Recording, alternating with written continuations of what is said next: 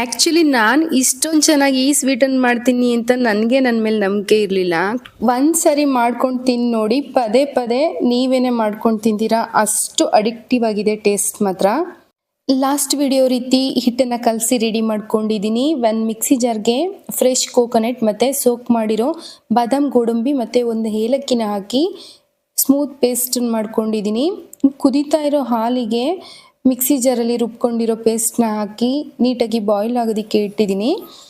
ಇದು ಬಾಯ್ಲ್ ಆದಮೇಲೆ taste wise ನೋಡಿಕೊಂಡು ಶುಗರ್ನ ಹಾಕ್ಕೊತಾ ಇದ್ದೀನಿ.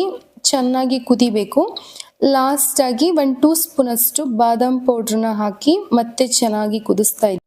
ಚಿಕ್ಕ ಚಿಕ್ಕದಾಗಿ ಉಂಡೆಗಳನ್ನ ಮಾಡ್ಕೊಂಡು ತುಂಬಾ ತೆಳುವಾಗಿ ಪೂರಿಗಳಾಗಿ ಲಟ್ಟಿಸ್ಕೊಬೇಕು. ತುಂಬಾ ತೆಳುವಾಗಿರಬೇಕು, ಇಲ್ಲಾಂದರೆ ಆಯಿಲಲ್ಲಿ ಹಾಕಿದರೆ ಪೂರಿ ಥರ ಊದ್ಕೊಂಡ್ಬಿಡುತ್ತೆ. ಇದನ್ನು ಕ್ರಿಸ್ಪಿ ಆಗೋವರೆಗೂ ಬೋತ್ ಸೈಡು ಚೆನ್ನಾಗಿ ಕುಕ್ ಮಾಡ್ಕೊಬೇಕು. ಕಲರೆಲ್ಲ ಚೇಂಜ್ ಆಗಬೇಕು. ಪೂರಿಗಳೆಲ್ಲ ರೆಡಿಯಾಗಿದೆ, ಹಾಗೆ ಬಾದಾಮ್ ಹಾಲು ಕೂಡ ರೆಡಿಯಾಗಿದೆ. ಇದನ್ನು ಚಿಲ್ಡಾಗಾದ್ರೂ ಸರ್ವ್ ಮಾಡ್ಬೋದು ಅಥವಾ ಬಿಸಿಯಾಗಿನೂ ಸರ್ವ್ ಮಾಡ್ಬೋದು. ನನ್ನ ಪ್ರಕಾರ ಹೇಳೋದಾದರೆ ಚಿಲ್ಡಾಗಿನೇ ತುಂಬ ಟೇಸ್ಟಿ ಅನಿಸುತ್ತೆ. ಟ್ರೈ ಮಾಡಿ ನೋಡಿ, ತುಂಬಾ ಸಖತ್ತಾಗಿದೆ. ಮದುವೆ ಮನೆಗಳಲ್ಲಿ ಕೊಡೋದಕ್ಕಿಂತನೂ ಇನ್ನೂ ಸೂಪರ್ ಟೇಸ್ಟಿಯಾಗಿದೆ.